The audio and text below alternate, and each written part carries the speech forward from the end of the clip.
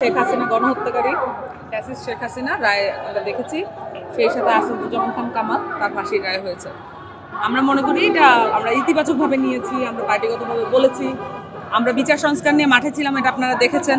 তার ফলে এটার পরিপ্রেক্ষিতে এই রায় এটা ভেবে নেওয়া আমাদের জন্য অনুচিত হবে না, আমরা তো লড়াইটা করেছি এবং এই ফাঁসির রায় কার্যকর হওয়াটা খুবই জরুরি এবং সেখানে অন্য দেশের হস্তক্ষেপ যাতে না থাকে, স্বাধীনভাবে আমরা যাতে আমাদের যারা কনভিক্টেড আসামি তাদের যাতে বিচারটা করতে পারি সেইটার জন্য আমাদের দাবি থাকবে। সেই সাথে অবশ্যই একটা অ্যাডিশনাল দাবি হচ্ছে দল হিসেবে আওয়ামী লীগকে ছাড় দেওয়ার কোনো সুযোগ নেই।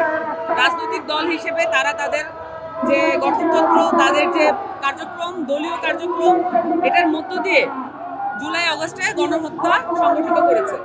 এটাকে আসলে এড়িয়ে যাওয়ার কোনো সুযোগ নেই। আমরা বারবার দেখতে পাচ্ছি ব্যক্তিগুলোকে আলাদা করা হচ্ছে, দল থেকে ব্যক্তি আলাদা করার কোনো সুযোগ নেই। আমি যদি একটা অন্যায় করি সেই অন্যায়টা আসলে এনসিপির করেও যাবে। সো আওয়ামী লীগের যে কার্যক্রম ছিল সেটা আমরা সকলেই প্রত্যক্ষ করেছি। দল হিসেবে রাষ্ট্রের সকল যন্ত্র ব্যবহার করে তারা এই জুলুমগুলো চালিয়েছে, এগুলোর বিচার করতে হবে। দল হিসেবে আওয়ামী লীগকে গণহত্যার দায়ে বিচার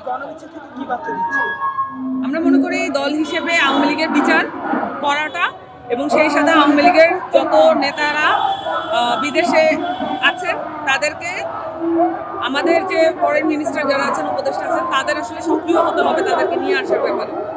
এবং আওয়ামী লীগকে যে ফাঁসির রায় যেগুলো হয়েছে এগুলো দ্রুত কার্যকর করার মাধ্যমে আমাদের আগাইতে হবে।